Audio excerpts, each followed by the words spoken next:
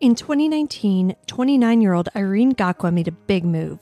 She flew from her home in Kenya to the United States to start a new life. Irene had always loved helping people, and she was going to turn that love into a career by studying nursing. Fortunately, Irene already had a support system in the States.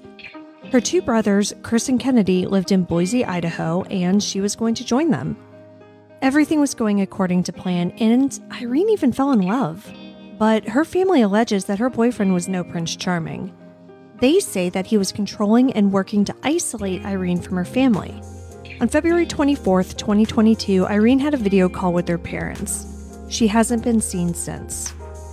Did she, as her boyfriend claims, decide to pack up and move once again, or has something much worse happened to Irene? When a person goes missing, there's a special kind of pain in the not knowing. I want to tell you the stories of those who never came home. Today, I want to tell you the story of Irene Gakwa.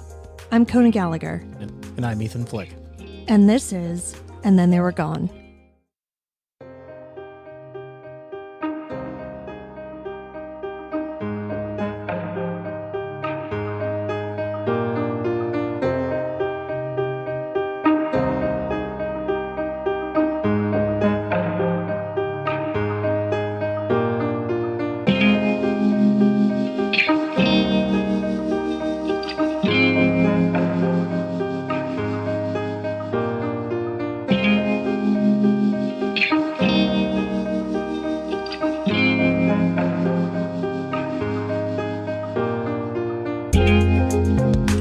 Welcome back, everyone. Welcome back.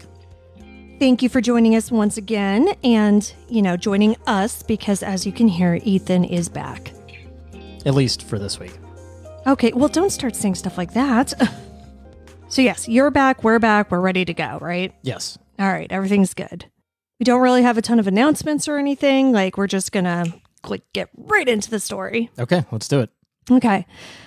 The case of Irene Gakwa was actually brought to my attention by Rona, who hosts the Jury File podcast. She's been working really hard to bring awareness to this case, so I wanted us to cover it as well. I just saw she posted on Twitter about it, and she was like, why is nobody talking about this? I said, well, I had never heard about it. I did not know. And I saw that this is a very, open and active case from February of this year. Right. So I'm assuming there's not a whole lot of information because it's so new?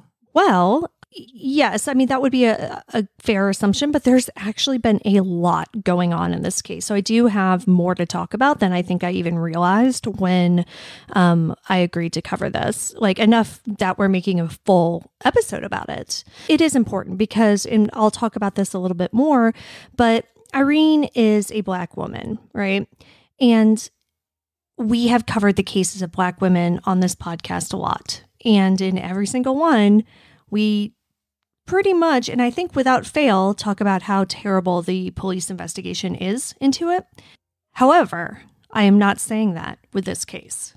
Oh, really? Yeah, and that's why we have enough information right now to do an episode on it, after she's only been missing, for 4 or 5 months, because there's actually been an investigation. If we were to cover the case of Akia Eggleston 4 or 5 months after she had disappeared, there wouldn't have been much to say. Right. There was a little bit more to say in the case of Kiera Coles because her case did make national news very early on. And, in addition to Chicago PD investigating that case, the U.S. Postal Service investigators were on that as well. So it was literally a federal case. So that did, like I said, initially garner more attention. But as we covered in our episode on her, it completely dropped off. So anyway, all of that is to say is that Gillette, Wyoming is a teeny tiny rural town.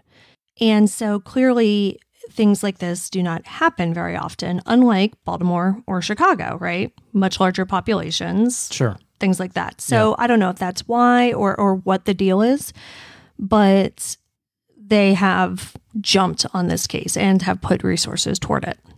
And I guess they've put information out also? Yeah, they have. They've actually made a couple of press releases. They are actively seeking the public's assistance.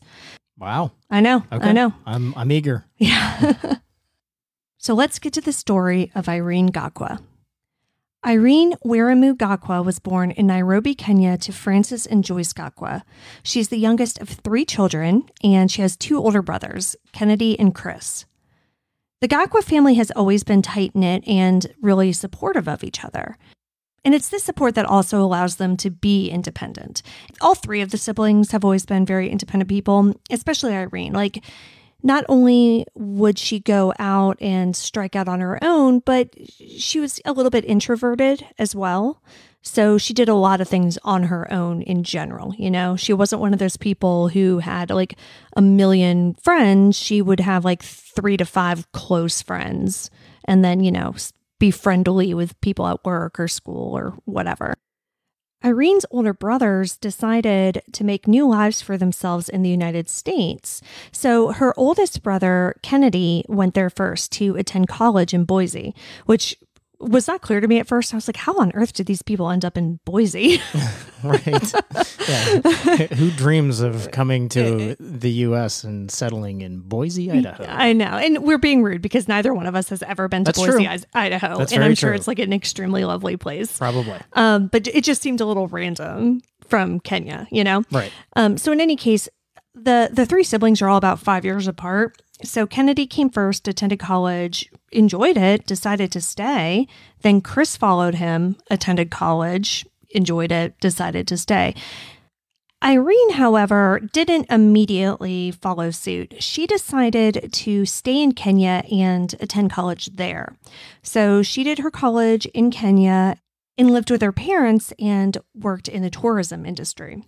But again, things were going like really well for her brothers. And, you know, Chris, for instance, got married, had kids, you know, like really they were settling and having a good life. So Irene decided that, you know, she wanted to broaden her horizons as well. So in May of 2019, she joined them in Idaho, and all 3 siblings were reunited. When Irene arrived in the States, she moved in with her brother Chris and his wife Joyce. Now, like I mentioned, they had kids, and so Irene, you know, was basically a live-in babysitter kind of, which I'm sure was incredibly helpful to Chris and Joyce. For sure. I wish we had that. I know, that would be pretty amazing. Irene always had a caretaker personality, so, you know, she was well suited to helping out her brother and sister-in-law with their kids, and she also got a job in a nursing home. After she got settled into life in the States, Irene also enrolled in school at the College of Western Idaho, where she was going to study nursing. I thought you said she went to college in Kenya. Well, yeah, so she went there specifically for nursing. Oh, So okay. she had already had her undergraduate degree in whatever, I actually don't know, but Gotcha. not nursing. So that was why she enrolled in school. And, you know, she started looking for love. Like, again, she's 29, 30 at this point and single and in a brand new country. So she seemingly found it, too, pretty quickly. It was on an online dating site that Irene ended up meeting Nathan Heitman. Heitman is 6 years Irene's senior, but that's really about all I know about him. I don't know, like, what he does for a living or anything like that. I mean, I do know that, spoiler alert, he seems to be a real piece of shit, but we'll kind of get to that later. So Rona from Jury File, who I mentioned earlier, she recently interviewed Irene's brother Kennedy for her show. And so Kennedy said that Irene lived with Chris for like 6 months or so. She ended up staying at his house for a couple more months and then got her own apartment. And so it was kind of during this period that she met Nathan and they started dating. They weren't dating super long before they ended up moving in together in Boise. And they ended up living there together for about a year and a half. Now, Irene's brothers weren't like a super big fan of Nathan or this relationship, but there wasn't much they could do about it. I mean, again, she's like 30. Right. Yeah. I mean, she's an adult, so she can do whatever she wants. Right. And like I mentioned, this is a really close-knit family. You know, they talked all the time. They usually saw each other every weekend. But they didn't really know Nathan that well. it just sounds like she didn't really bring him around a whole lot, or he didn't want to come around a whole lot. Like the brothers just really didn't have a good handle on him. In that interview for Jury File, Kennedy said that Irene only brought Nathan over to like barbecues and, stuff like that a handful of times. It was during one of these visits, however, that Nathan expressed his intention to marry Irene someday. Okay. Well, and that's pretty quick. Well, yeah. I guess you said it about a year and a half. Yeah, and I don't know at what point this conversation happened. So it wasn't necessarily quick, but what struck Kennedy as odd, he's like, I don't even know you. Like, right. So why is he like even bringing that up to him? Well, it's just like, no, it was kind of more of, all right, if you're going to marry my sister someday, like you need to make an effort to be a part of this family. Like you need to make an effort, to be around us so we can get to know you and kind of know what type of guy you are before like I can give you my opinion on this idea, But apparently he didn't really make an effort. And Kennedy said that they were only invited over to Irene and Nathan's apartment like one time. He also started to notice that Irene was acting like a little bit more distant, just not like herself. For instance, he said that he had a big party and Irene, of course, was planning on coming. But when the day of the party came, she just didn't show up. Like didn't call him, didn't, apologize. She just did not show up. And that was just completely out of character for her. So you can imagine how not thrilled they were when Irene announced that she and Nathan were moving to Gillette, Wyoming, which is about 800 miles or 1,300 kilometers away. Was there a reason for them wanting to move there? Is it his job? I mean, you said she has a job in a nursing home. So... Yeah, she had a job and was going to school in Boise. Right. Like, she had no objective reason to move to Gillette, Wyoming. I have no idea where that came from, like what precipitated this, to that specific place. And Chris, her other brother, said that he thought she was moving to Arizona. So like apparently at some point she was telling the brothers like different things and the whole thing just seemed kind of sketchy. This announcement happened in mid-2021, so Irene was still fairly new to the U.S. Like, she had only been there for 2 years, and now she was going to move to some random town away from her family, her school, her job, and, the friends that she had made.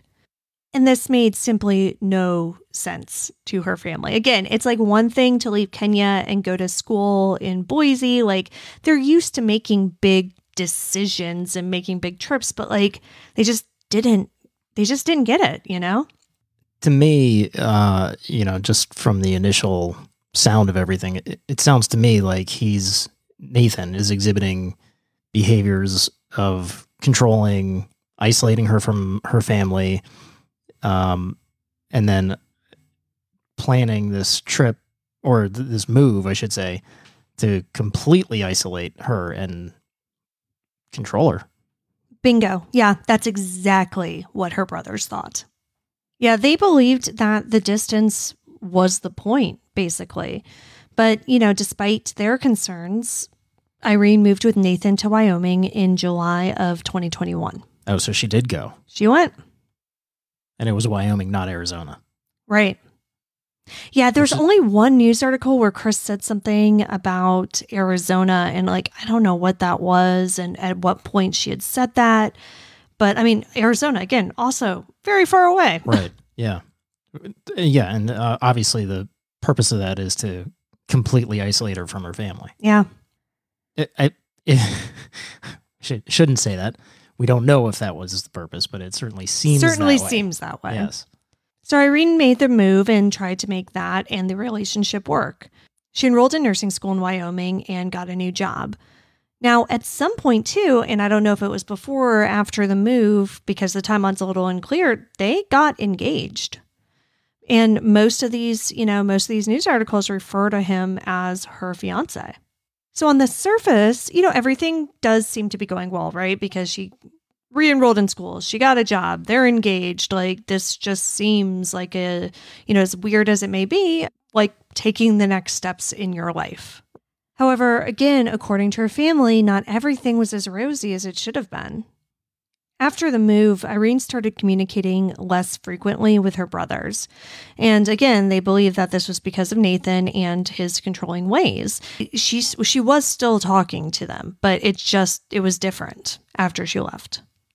Fortunately, though, despite distancing herself from her brothers, Irene continued to keep in regular contact with her parents, and she video called them almost every other day. On February 24th, 2022, Irene made one of these video calls.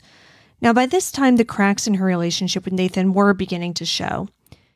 I don't have specifics, but Kennedy did say that, they would be talking and she would describe something that Nathan did or said, and his reaction would just be like, that does not sound like something somebody would say or do, who's supposed to love you and want to be with you.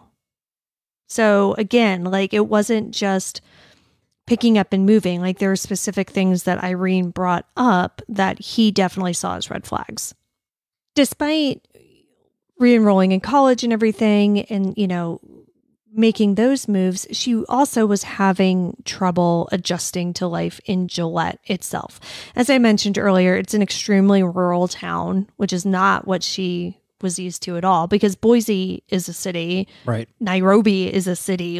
That's what she's used to, And plus, it is extremely cold, apparently, in Gillette, Wyoming, and she was not a fan. Being 800 miles away from her closest family members was starting to wear on her. But this video call that she had with her parents on the 24th was fairly normal. I mean, just normal checking in, chatting type stuff.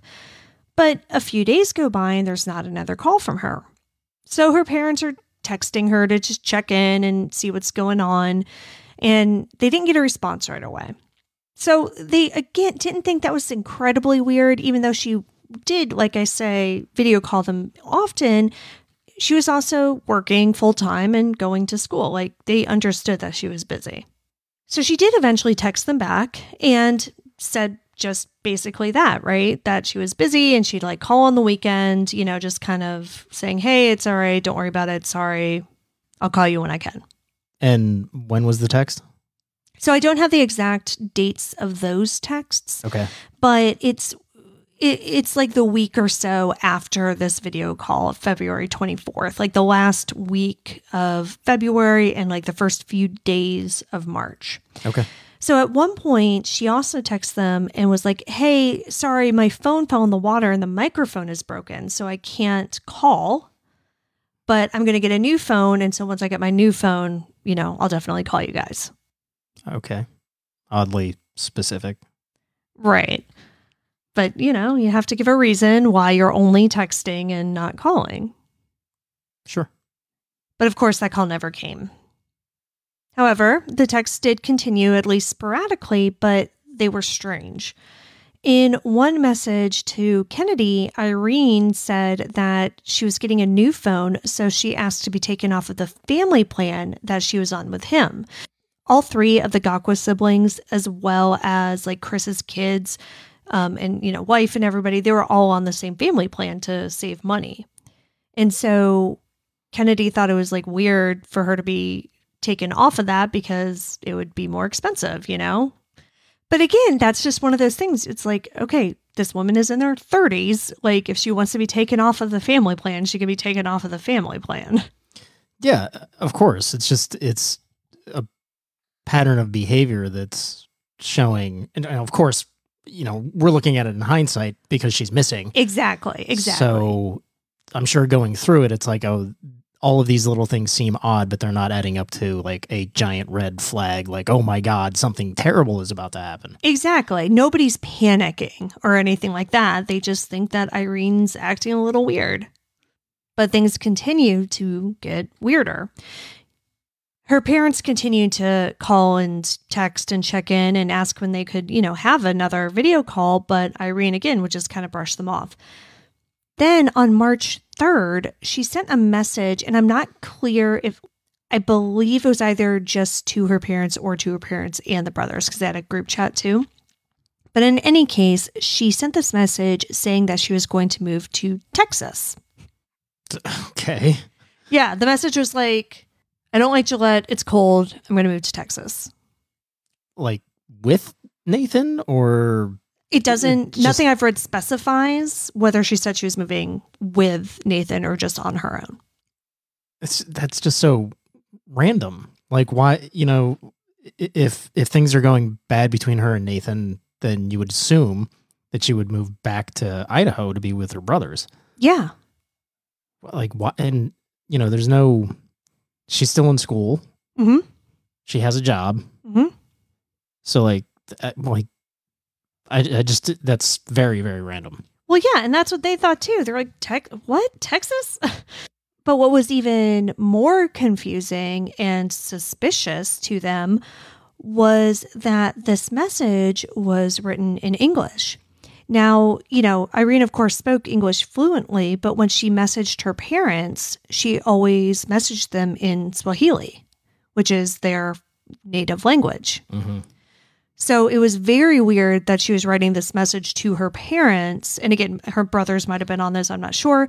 But in any case, it was just very weird that she was writing this message in English to her parents. That's just not what she did.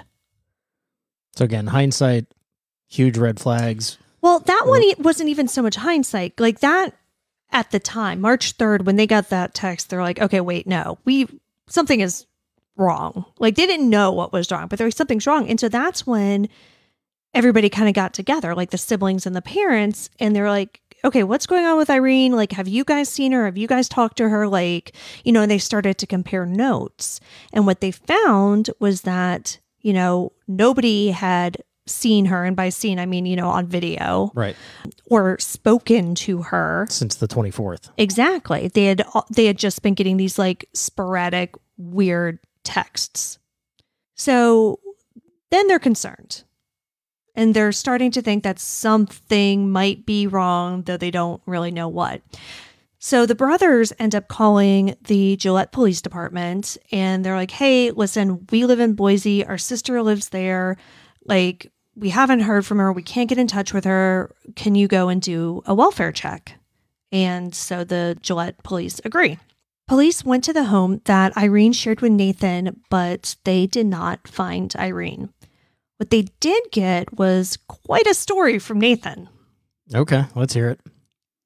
Nathan told Gillette police that in late February, Irene returned home from eating dinner and told him that she was leaving him. She then packed her clothing into 2 plastic bags, told him goodbye, and was picked up by someone in a dark SUV. He never saw or heard from her again.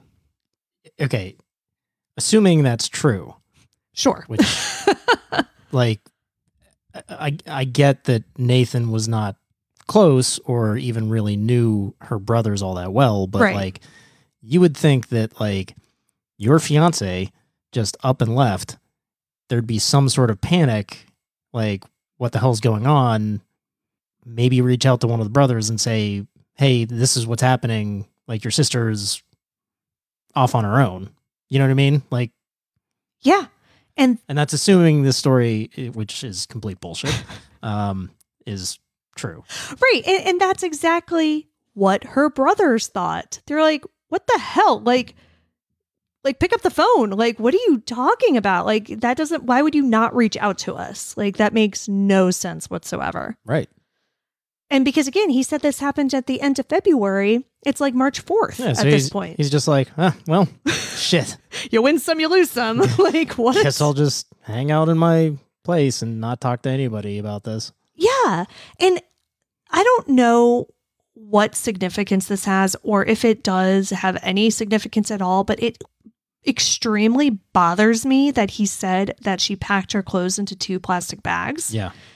Like, this woman moved her entire life from Kenya to the United States 2 years prior to this and moved 800 miles from Idaho to Wyoming 6 months prior to this. And you're trying to tell me that she doesn't have a fucking suitcase? Yeah, right. Like, what? She's kind of in practice with moving. So yes. Spontaneous or not, it's not like it takes the same amount of effort to throw your clothes in a plastic bag than it does in a suitcase. Yeah, it more. I mean, I don't know. I mean, I can never find plastic bags when I need them, but I know where my suitcase is. Like, it's just, it bothers me so much. And I don't know what the reason is, other than the fact that her suitcases are still in the closet or wherever she keeps them, and he's looking for a reason to explain that. I don't know. Or he's looking for a reason to explain in the future if, possibly, they find her clothes into trash bags in a garbage bin somewhere. Yeah. That's a good point, too. So at this point, like, the family doesn't really know what to think. You know, they obviously think that the story is insane, but, like, they don't know what actually happened. And, you know, the police aren't going to open an investigation because, like, they have no reason not to just take this guy at his word, right? Yeah, sure. Again, this, you know, she's an adult. If that story is true, right, then she left of her own free will. There's no police action needed. Exactly. So, like, they don't start an investigation or anything at this point, right? Again, the timeline is like a little kind of fuzzy. This is around March 4th. You know, I think after that, the family, the brothers are like still trying to like talk to Nathan. I do know that he did talk to them a few times. I don't know exactly like when, you know, I don't have a tight timeline on that. But, and of course, they're still trying to like get in touch with her and things like that. On March 8th, though, so just about, 4 days after this police visit, Irene's WhatsApp account, which is how she mainly communicated with her parents and on which they had this like family group chat, was deleted. Okay. Then on March 10th, her phone service was canceled altogether. But wasn't she still on the family plan? I think she had gotten off of the family plan. Yeah. So on March 20th, 2022, Irene's brothers ended up filing a missing persons report with the Gillette Police Department. So almost a month since she was last seen. Exactly. Now, it should be noted that in addition to never reaching out to Irene's family after she, quote unquote, left him, he also never offered to help search for her. So I think that after they really, really realized that Irene was truly missing, the brothers did drive to Gillette and, tried to talk to Nathan, tried to look for her, tried to figure out what's going on. But Nathan, never offered to help look. He never, gave them any information that might be helpful. Like, these are the restaurants where she likes to eat. These are some of the places she would go, anything like that. He did not help them in any way. And according to Kennedy, after they got police involved, to which I think he means after the missing persons case was officially opened, Nathan just stopped answering their calls altogether. And he wasn't much more helpful to police. According to the Gillette Police Department, Nathan did not make himself available to investigators to answer questions related to Irene's disappearance. So by mid-April, they officially named him as a person of interest in her case and said that Irene went missing under suspicious circumstances. And again, it's what I kind of talked about in the beginning about how this investigation is different from those of other Black women we've covered on this show. The Gillette Police Department, unfortunately, was not aware that Irene was missing. Right. Until nearly a month later, like you just pointed out. But once they were informed, they started an investigation and actually investigated this disappearance, which seems incredibly basic. But as we have seen, sometimes that just doesn't really happen. Yeah. Or if it does happen, it's just the most basic cursory investigation you could ask for. But in this case, Gillette Police has interviewed her friends and associates. They tried to interview Nathan, although they said that did not work. They also started looking into her cell phone and location data, her financial, everything, right? Everything that you would expect and want them to do. And during the course of the investigation up to this point, they have executed 24 search warrants. Oh, wow. Yeah. I'm assuming it's obviously not just where she lived, but maybe where she worked, went to school. Again, they're not giving a ton of specifics in terms of that because, again, very active investigation. So I don't know. They just said 24 search warrants. But, there is some information that they are releasing that they believe that the public can help them with.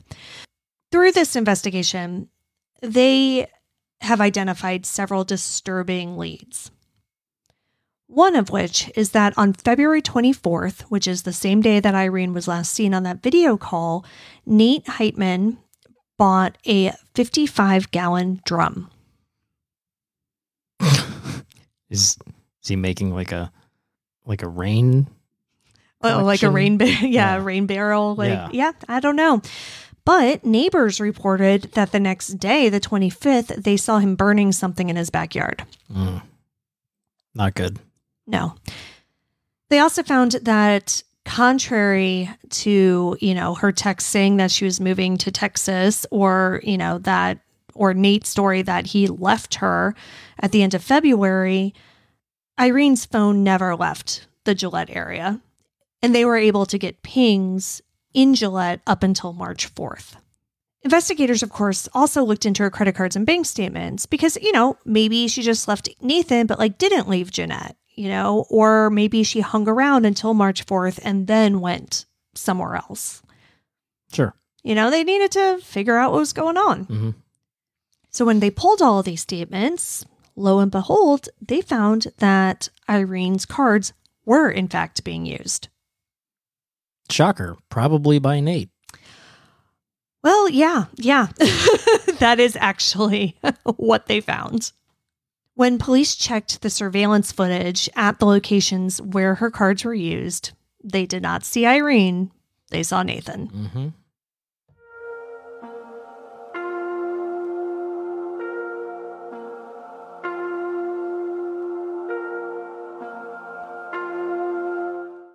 The first purchase he made with Irene's card was at Walmart.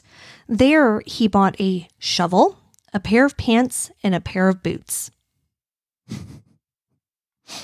Just outlining how to dispose of a body. I mean, honestly, with her fucking credit card. Talk about insult to injury. In the days right after she was last seen, he buys a 55-gallon drum, a shovel, boots, and a pair of pants. Now, police found the shovel and the boots in his home and presumably took them into evidence. I'm sure they did. There were 40 charges total made to one of Irene's cards. The first 13 were made between February 25th and 28th and totaled $804.60, which was substantially more than Irene usually spent. The card was used 27 more times between March 1st and March 19th for an additional $2,426. Nathan also transferred money out of Irene's bank account to his Zelle account. These transfers totaled $3,666.46. He then changed the password on her bank account on February 25th. All of these transfers, as well as 10 online transactions made on Irene's credit card, which he maxed out, by the way, were traced to his device's IP address. So at this point, did the police go and talk to him about this? Oh, yeah. And I'll get to that in a moment because that wasn't it. Oh, there's more. Yeah. Oh. Her Gmail account was also traced to his IP address, and that was then deleted from that device on March 10th. So he was also using her Gmail account. On May 10th, 2022, police arrested Nathan Heitman on 5 felony charges, including 2 counts of felony theft, 2 counts of crimes against intellectual property, and unlawful use of a credit card. Now, the intellectual property charges stem from him using her Gmail account and from changing the bank password. On May 11th, Nathan appeared in circuit court where his bond was set for $10,000 and a preliminary hearing was set for May 19th. Now, this is much less than the $100,000 bond that the prosecution had asked for, citing Nathan's lack of ties to Gillette and the, quote, serious crimes he was charged with. Nathan's attorney asked for a $5,000 bond, saying that his charges were nonviolent and not related to Irene's disappearance. Sure. She leaves, and then he's like, oh, well, she left her credit cards here, so I guess I'm just going to go on a shopping spree. Yeah. And also, she left him and didn't take her credit cards. Right.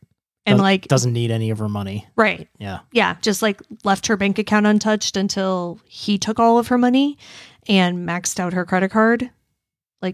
Okay. Yeah. Now, these charges are serious. Obviously, they're felonies, but police are clearly trying to use them to put pressure on Nathan. Yeah. Nathan's attorney, Steve Titus, essentially called bullshit on these tactics, telling the Longview News Record, quote, "They could have easily charged him with a crime in the last 2 or 3 months, and they haven't. Essentially, law enforcement, I don't think, has the probable cause to charge Mr. Heitman with a crime related to anything dealing with the disappearance of Ms. Gakwa," end quote. Yeah, I mean, they probably don't have any evidence at this point. I don't think that they're not charging him just because they don't want to. Yeah, it's kind of an asinine statement. It is. I mean, they're building a case. Yeah, exactly. And much like the arrests in the Oakley Carlson case, which again were also for serious charges that they should have been arrested for regardless, right? Right. Just like these were. I believe that the police are taking their time to build as strong of a case against Nathan as possible. Yeah. You know, you don't want to go in half-cocked. And again, Irene has not been found. So if they are trying to build a murder case or kidnapping or anything, it is hard to do that when you don't know where she is, right? Right. It's not impossible, and I don't doubt that if it comes down to it, they'll do that, but they clearly want to find her first. Yeah. To wit, police also started asking the public if they have seen a gray or silver Subaru Crosstrek with Idaho license plates that may have been seen trespassing on private property or in rural parts of Campbell County between February 24th and March 20th. Is that Nathan's car? Yeah. Yeah. Yeah. And in Campbell County is where Gillette, right, Wyoming is. I assumed. Yeah. Police said that they were following a lead that Irene may have been taken to a gas or oil location or a mining site. It's dark. I mean, yeah. Yeah. You know, you have a barrel, you have a shovel, you have mining sites, gas oil sites. It's bad. And, you know, the problem is too that there are a ton of these around Gillette. So searching every single one is not possible. So police really do need a witness or something else to go on. Now, again, you know, I'm sure that if they hadn't already, they'll be able to get his cell phone data, and hopefully using that location data, they might be able to get some more information on where he was in the days after Irene was last seen. But again, you know, that's just kind of speculation at this point because it is so active. They're obviously not going to. Yeah, they're not going to leak that. Yeah, that's a little too much. Nathan Heitman was arraigned on May 31st and pleaded not guilty to all of the charges brought against him, though, and you're going to love this. At some point, I don't think it was during the plea, I think it was during the interview after his arrest, he admitted that he took the money. Okay. He was like, yeah, no, you're right. That's me on the Walmart camera. You're right. I'm the one who transferred all of that money out of her bank account to my Zelle account and changed the password. But it's not because I did anything nefarious to Irene. It was so it would force her to contact me. Bullshit.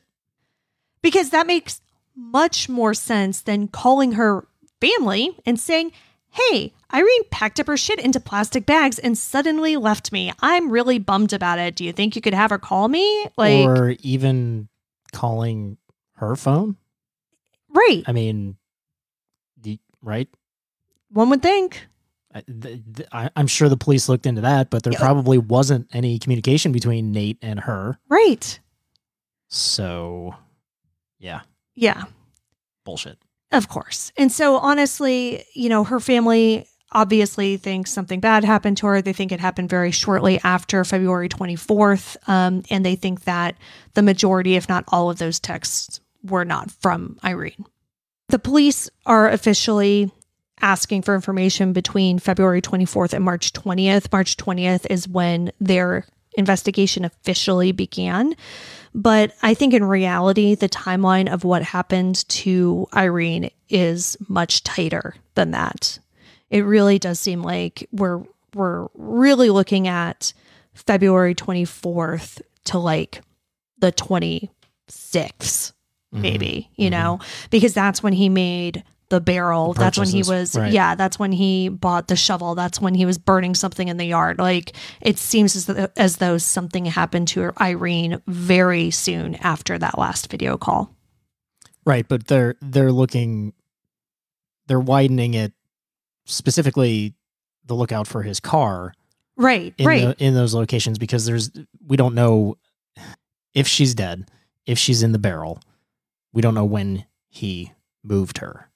Right. Oh, and thank you. Yeah. So the thing about the barrel too is they are also asking people, about the barrel in addition to the car. And they said that the barrel may have been used as a burn barrel or may have just been abandoned somewhere. Right. So they want people to look out for both. Right. Nathan Heitman's case has been transferred from circuit court to district court. He has a pretrial hearing scheduled for September 1st, 2022, and the jury trial is scheduled to begin on October 3rd. In the meantime, Gillette police and Irene's family are still actively searching for Irene. So again, if you are in the Gillette, Wyoming area, especially in Campbell County, the car in question has Idaho license plates. I cannot imagine that there are a ton of those, There are a ton of Subaru Cross trucks, but not with Idaho plates. So if you have seen that at all since late February into the third week of March, please, please, please contact the Gillette police. Kennedy told Cowboy State Daily, quote, "I sit at home wondering if I'm doing all I can. I wake up at 3 a.m. in the morning worrying and thinking of my sister," end quote. He also urges anyone who may have any information, no matter how insignificant, to contact police, saying, quote, "Sometimes people think I saw this or I saw that and it's not important, but it could be the clue that police need. It's worth sharing," end quote.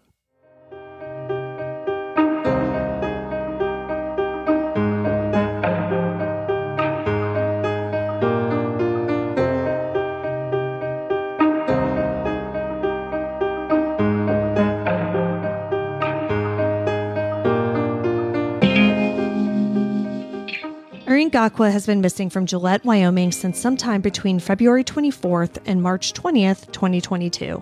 She was last physically seen on February 24th on video. Irene is a black female with brown hair and brown eyes. She wears glasses. Her native language is Swahili, but she speaks fluent English. She is 5 foot 1 inch tall and between 89 and 100 pounds. Irene is 32 years old. If you have any information regarding the disappearance of Irene Gakwa, or if you have seen a gray or silver Subaru Cross truck with Idaho license plates that may have been seen trespassing on private property or in rural parts of Campbell County between February 24th and March 20th, 2022, please contact the Gillette Police Department at 307-682-5155. You can see all of the sources for this episode along with photos and videos at our website, andthentheyweregone.com.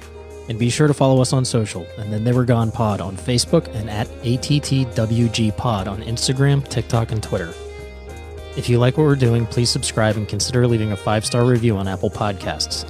It will help new listeners find us, and the more people that listen, the more chances we have of bringing someone home. And we'll see you here next week for a brand new episode. See you next week.